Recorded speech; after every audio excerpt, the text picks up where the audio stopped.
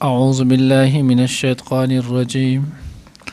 بسم الله الرحمن الرحيم. إن الله لا يستحي أن يضرب مثلا ما بعوضة فما فوقها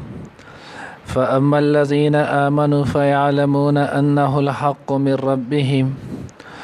وأما الذين كفروا فيقولون ماذا أراد الله بهذا مثلا يضل به كثيرا ويهدي به كثيرا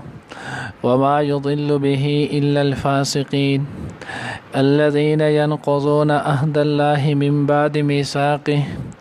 ويقطعون ما أمر الله به أن يوصل ويفسدون في الأرض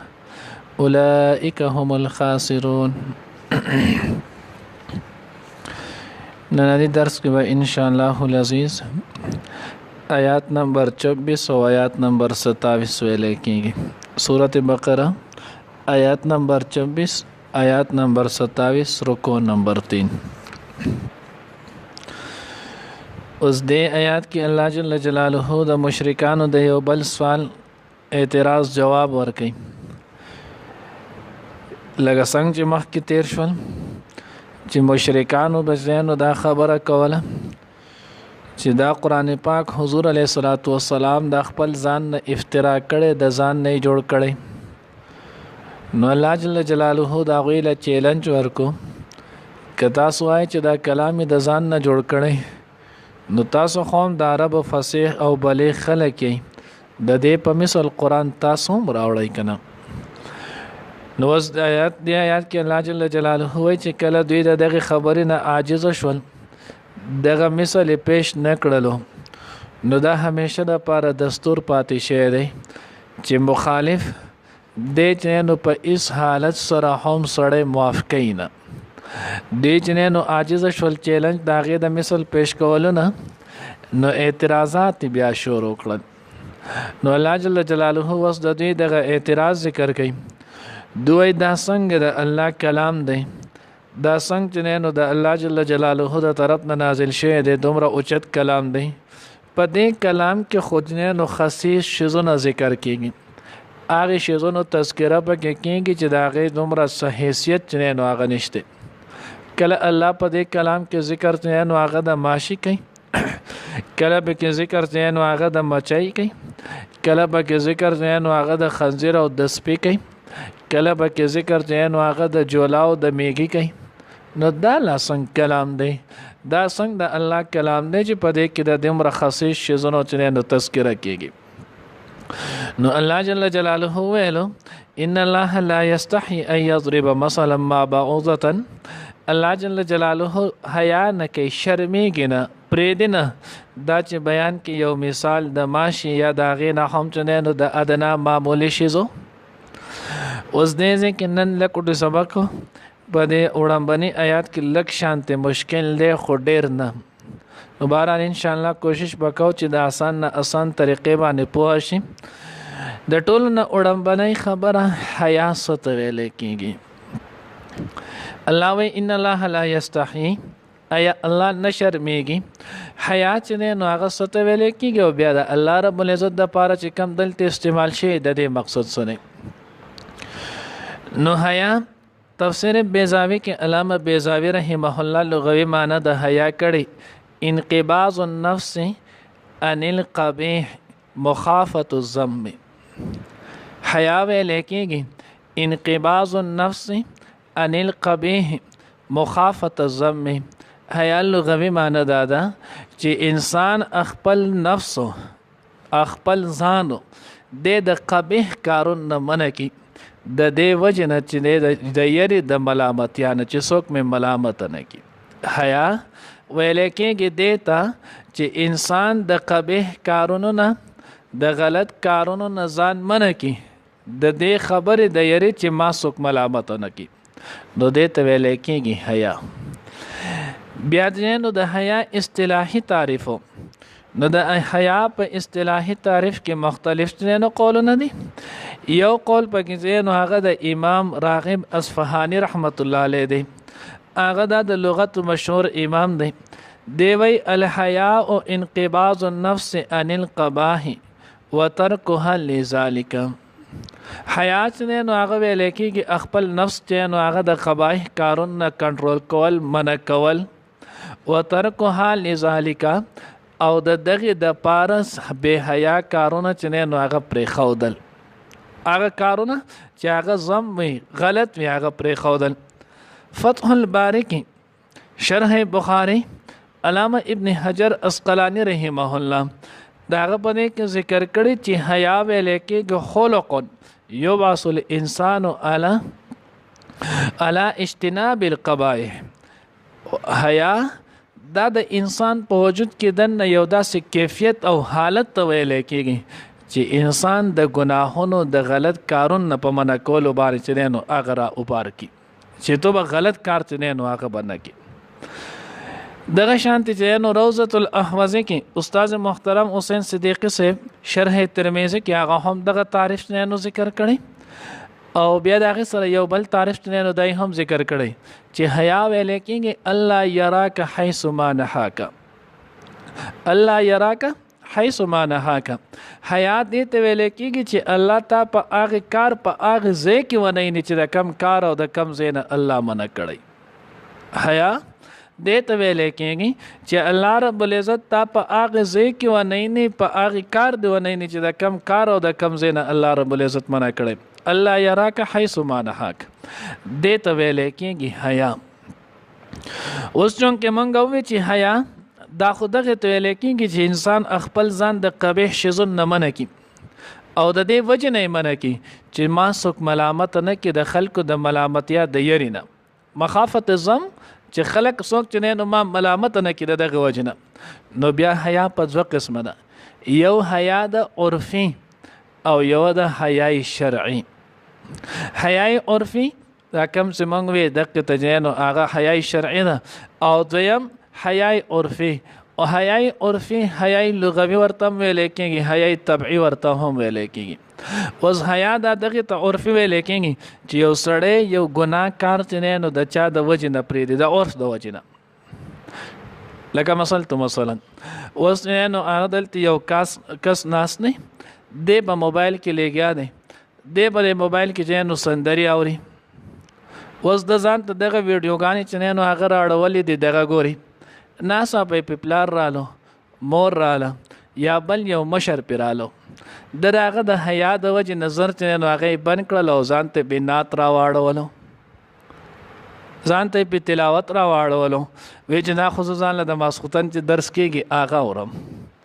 نو دې ته لیکيږي حیاي عرفي دې ته لیکيږي حیاي عرفي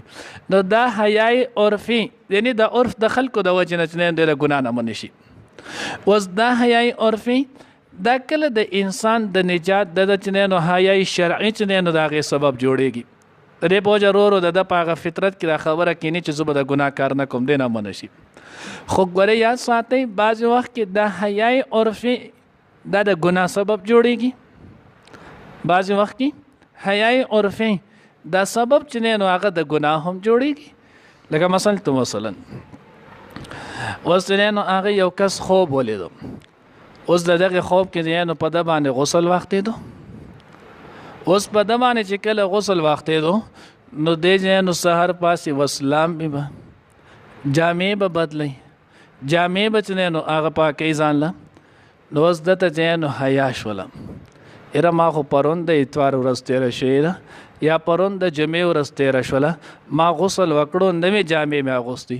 اوس کزو دوباره په دې ټیم پاسم بیا لامبم بیا د نوې جامو مطالبه کوم نو ما ته بکور وای چې ولی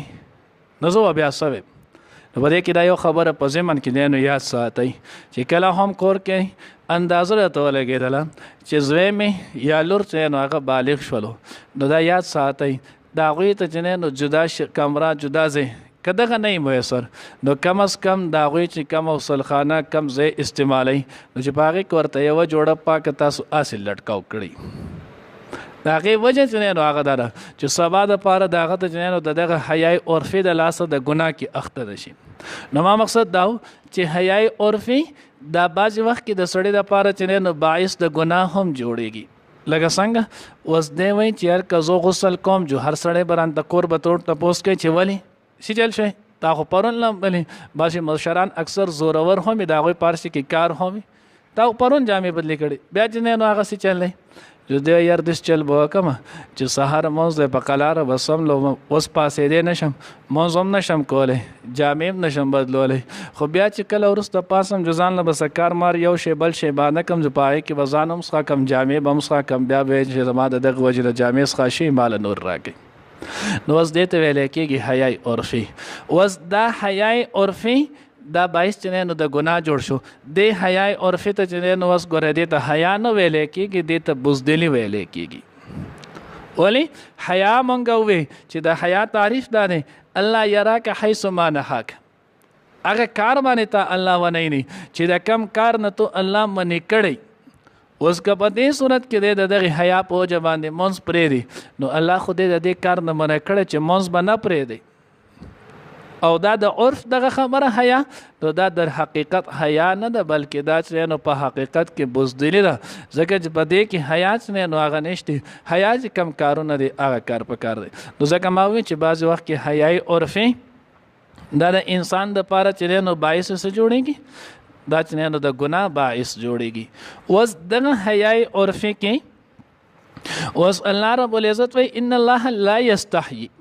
الله د دې خبرې نه شرمېږي نو لا یستحی معنی چې نو هغه کړله لا یترکو الله نه پرېږدي داسې یو مثال هم که داغه دې داغه تخصیص وي او که غټ ورته وي خو چې په کم کې د ممثل له وضاحت وي په کم نه یو خبره او فهم انسان چې نو عقل راځي نو الله جل جلاله په هغه ځای کې سکه یو خبره هم دسه نه پرېږدي چې هغه پرېږدي او داغه د وجه نه خلکو ته یو مسله چې نو معلومه نشي نو دلته لا یستحیی دا په معنی چې نو د لا یترکو دا الله نه پرېږدي تفسیر جواهر القرآن کې حضرت شیخ صاحب جنانو هغه شیخ غلام الله خان صاحب داغه لیکلی دی وی چې نو لا یستحیی کې معنی ہے لا یترک क्योंकि जब इंसानों से मुख्तस औसाफ खुदा की तरफ मंसूब किया जाता है कि आगा औसाफ چې داغه د انسانانو خاصیت دی او د دې نسبت اللہ رب العزت تو شي تو ان اوصاف سے ان کے نتائج مراد ہوتے ہیں چې بیا د دغه خبرې د دې چې کومه نختجوي اخرنۍ حکمي د دې چې کومه انتهاوي ابتدا نه د دې چې کومه انتهاوي نو بیا د دې نه مراد عقی اور حیا کا انتہا د حیا چنینو نتیجہ حیا کا نتیجہ اور حیا کا انتہا چونکہ ترک فعل ہے داغه دغه کار پر خودل نی دغه گناہ پر خودل نی اس لیے یہاں یہی مراد ہے دلته هم و د دغه وجنه د حیا نه مراد چنینو هغه ترک پر خودل نی چې لا یستحی لا یترکو الله رب العزت داسې یو مثال نه پرې دی چې پاغه کې د شریعت داغه د مسلې داغه کې د یو مثال داغه چنینو وضاحت موجود وي او دې د وجنه د دې د خبرې نه شریعت چنینو هغه پرې دی نو الله جل جلاله داسې یو جمله چنینو هغه هم نه پرې دی چې پای کې د چاته خیر رسي لکه مثال په تور کې اوس دغه مثال باندې کم چې مؤمنان وي نو الله رب العزت داغه د ایمان ترقی نور هم وکي کم چې کافران داغه د ایمان چنینو هغه زوالم نور وشي زور نور چې مخکې نظم صرف دغه یو مثال پیاده وي لکه سورته عنکبوت کې الله د بچینو داغه د عنکبوت د جولاګي چنینو هغه تذکرہ به کې کړی دا اوس دغه آیات کې په دغه مثال کې چنینو څومره لوی عبرت پروت نه نو ډېر شی مقاصد حضرات ذکر کړي هم من جمله یو دار الله و ان اوهن البيوت لبيت العنكبوت په تمام کورونو کې د ټولو نه کمزور کور چنینو هغه د جولاګي د نسلې ټټنګي نه د باران ساس کې ټټنګي نه چې نو معمولی تلکا وغیرہ کو سره لیکن هغه ټټنګي بیا تاسو ګورئ جولاګي چې همیشه جال جوړي نو د بداخل کو د لینټر د لاندې جوړي د بد الماری کې جوړي د بچنه نو د سشین د لاندې به جوړي دغه ستاله انټر دی دغه کې ګوره جالې به دغه کې کډنور ځکه نه پدې ځکه ډیر شي دي نو د کوس دا جالې چې نو هغه جوړي کړي نو د کندر لاندې جوړي دویم جولاګي چې کله جال جوړي نو د غجالې د پاره د بهر نه سامان نه راوړي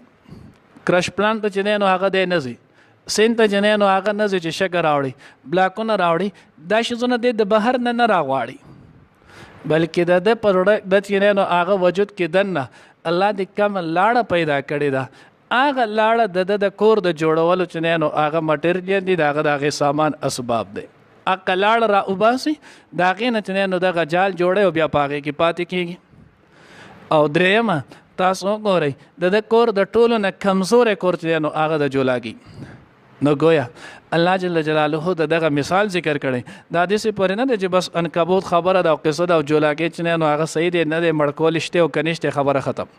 الله وی د کافران دی د الله رب العزت چې نو د چت د لاندې د اسمان د لاندې اوسېږي د الله د ځمکې د پاسه د الله د اسمان د لاندې یعنی د الله جل جلاله دنیا کې چې نو دی اوسېږي اوس د الله پاک په دنیا کې اوسېږي لاندې نظمه کا پرش ولا الله ور کړي د پاسه نه چت نه نو هغه په الله چولې د اوس په دې د لاندې نه اوسېږي ځان نه پکې دا نوې عقیده جوړي بیا د سره په خپل عقیده باندې سټوس دلایل ثبوتونه هم نشته ما تاسو د دغه لپاره چې نو لکه څنګه جولاګي د بهر نه اسباب هم نه راوړي د کور جوړول د لپاره بلکې د خپل نو کافر هم دوی چې د الله سره شرک کوي د دې سره دلیل نشته نو سره عقلی شته نو سره نقلی دلیل بس د دې چې نه محض یو ضد د ځان نه یو خبره جوړه د هغه باندې چې نو هغه لګیاوي او دریم د دې چې نو دغه کار د دې دغه عقیده د جولا د جالي په شانتي انتهایی چې نو هغه نازک او کچره کله چې هم په دې باندې سم مصیبت او تکلیف راشي دا ټول بوتان بیا سرتاو کې بیا به یو الله ته आवाज کولو نو گویا الله چې نو سمګم د مثالونه بیانې پاره کې یو ډېر لوی عبرتي نو علاوه دا موږ دغه د پاره بیانو ان الله لا یستحیی الله چې نو لا یترک نه پرېږدي ای یضرب مثلا دا چې بیان کې یو مثال بعوضه د ماشي فما فوقها یا د هغې نه غټ یا د هغې نه چې نو سیوا په جوسه کې یا په ما فوقها د هغې نه ډېر باریک چې نو هغه کچو فاما الذين امنوا فيعلمون انه الحق من ربهم نو کم کسان چې خاوندان د ایمان وي دوی ته پته لګي چې د الله جل جلاله د طرف نه دا مثال دا بالکل حق او سچ دی واما الذين كفروا هغه کسان چې هغه کافران دي فيقولون دی وای ماذا اراد الله بهذا مثلا اوس د دې مثال چې نو څه ذکر اوس قران ته وګوره او ماشي ته وګوره د قران او د ماشي چې نو د یو بل سره سو واسطه ده دا خو د الله کلام دی او د بادشاهانو کلام ډیر لوی اوچت وي اوس په دې کې د الله په کلام کې د ماشي تذکرې ته ضرورت الله ويضل به كثيرا ويهدي به كثيرا الله د دې په ذریعہ باندې ډېر خلکو ته هدایت نصیب کړي دی به غور او فکر چې کله وکي نو د تلوي هدایت نصیب شي چې الله رب العزت لکه مثال په تور کې قران کې د میګي هم تذکرہ شته کنه اوس میګي دومره کچوړې شي چې داغه د ذره برابر د پین نقطه چې کې داغه به برابر دی اوس په دغه شي کې سترګې پیدا کول پدې کې چې نو خله پیدا کول پدې کې چې نو پوزه پیدا کول دې کې نو سر پیدا کول په سر کې مازغه پیدا کول بیا خېټه پیدا کول دې کې لاس خپې پیدا کول داغه چل چلن چې نو هغه کول نو دا پدې کې چې نو د چا تصور هم نشي کېدی چې تش صورت قدر جوړ کی نو ځکه الله وی يهدي به کثیره او دی باندې الله ډیرو ته هدایت کې دی د دینه د الله خالقیت چې نو هغه پیژنې چې واقعي خالق یو د الله ذات دی سمیع ذات یو د الله ذات دی رازق ذات یو د الله ذات دی و یذل به کثیره او ډیر په دې گمراه شې دی چې وس دې ته لا ضرورت الله وی وما یذل به الا الفاسقین او په دې نه گمراه کیږي مگر هغه کسان چې کم فاسقان دي فاسق دا د فسق نه او فسق معنی چې نو هغه خروج ده فاسق دا د فسق نه او فسق لغوي معنی د خروج وتل نکلنا نو فاسق ته فاسق هم دی وجه نه ویل کېږي چې د الله د اطاعت او د الله د رسول د اتباع د سنت نه د ځان وباسلې د الله اطاعت هم نه کوي د الله د رسول چې نو هغه اطاعت او تابعداري هم نه کوي نو ځکه د بیا فاسق ویل کېږي چې د الله او د الله د رسول د اطاعت نه وزنو د سړی ته فاسق ویل کېږي دویم آیات کې الله جل جلاله بیا د فاسق چې نو علامتونه ذکر کوي لکه څنګه مخکې درس کې مونږ وویل منافق علامتونه ول نو اوس په دې آیات کې الله رب العزت د فاسق علامتونه ذکر کوي الله وی الذين ينقضون عهد الله د فاسق اولنې علامت دا دی چې د الله رب العزت وعده او عهد ماتي اوس دلته دغه وعده عهد نه سموران دی مخکې مونږ ویلو عهد څه ته ویل کېږي او وعده څه ته ویل کېږي هغه خبره مخکې شوې وه. اوس دلته ینقضون عهد الله د الله عهد دوی ماتوي. د عهد نه څه مراد دی؟ نو یو تفسیر یې دا دی چې د عهد نه مرادو کم چې الله رب العزت په عالم ارواح کې زما او ستا تر قیامت پورې بابا آدم علیه السلام نه واخله او تر قیامت پورې چې څومره انسانانو له دوی له دنیا ته راتلل ني د دې ټول چې دای د ذراتو په شکل کې پیدا کړل او بیا ورته دغه نه ورستو الله جل جلاله فرمایل الستو بربکم ای زه ستاسو رب یم؟ قالو بلا دې ټول ورته او الله تو زمونږ رب. نو دینه مراد وی هغه عهد دی. دویم تفسیر چې نو حضرات یې کړی دی چې د عهد نه مراد الذین ینقضون عهد الله هغه کسان چې دوی د الله پاک چې نو عهد ماتوي. نو د عهد نه مراد کلمت طیبه کې چې مونږ کوم عهد کوو لا اله الا الله محمد رسول الله. نو دې کلمې کې مونږ د عهد کوو چې مونږ به د الله د ذات او صفاتو کې څوک شریک چې نو د الله سره نه جوړو. د الله به ټول اوامر پځې راوړو تمام منهیاتو نه به خپل ځان چې نو ساتو. محمد رسول الله کې مونږ د عهد کوو چې مونږ به د حضور علیه الصلاۃ والسلام تمام سنت طریقې په خپل ژوند کې راولو. څومره چې خلاف سنت طریقې کارونه داغې نه به خپل ځان ساتو. دریم قولو عهد الله کې نو دریم قول دار تفسیر وای چې د عهد نه مراد هغه عهدونه دي چې دنیا کې خلک د یو بل سره کوي. یو بل سره چې کم معاملات کېږي په هغې کې کم عهد او لوز کېږي نو دې نه دغه عهد او لوز مراد دی. دغه عهد او لوز چې نو هغه ماتوي. دویم صفت الله چې نو هغه ذکر کوي ويقطعون ما امر الله به او دې پرې کوي ماتوي هغه حکم چې الله ورته په هغې سره حکم کړی ایو صلا چې دا به تاسو جوړوئ دیله به تاسو پیوند ورکوئ دا به تاسو یو ځای کوئ. لکه مثال په طور کې الله ورته چې نو حکم دی چې تاسو به د الله سره خپل تعلق جوړوئ. اطیعوا الله و اطیعوا الرسول. تاسو به د الله د رسول سره خپل تعلق جوړئ د الله د رسول به اطاعت کوئ. تاسو به د نیکانو صلحاو چې نو هغه مجلس اختیاروئ د بدانو مجلس له به نه ځئ. کونو مع الصادقین ای ایمان خواندانو تاسو د رښتینو خلکو سره شئ. نو دې ته دا حکمونه شي دې ته دا حکم شي تاسو به صله رحمي کوئ د خپلو رشته دارانو سره بچنه نو صله رحمي پالئ. نو دې ته الله پاک دې خبرو حکم کړی دی او دې چې نو دغه خبرې پرې کوي دې دغه نه نافرمانی د الله سره تعلق نه جوړي د الله د کلام سره تعلق نه جوړي د الله د پیغمبر سره تعلق نه جوړي د الله د پیغمبر سنت سره تعلق نه جوړي. نیکان خلق علما صالح خلق دا وی سره خپل ناس ته پاسته تعلق نه جوړي صله رحمی چې نو هغه نه کوي. نو الله وی ويقطعون ما امر الله به ايو صلا دې چې نو پرې کوي هغه چې د کمی د جوړاوهلو الله حکم کړی دی. او دریم صفت الله ذکر کوي ويفسدون في الارض دی فساد کوي پس مکه کې.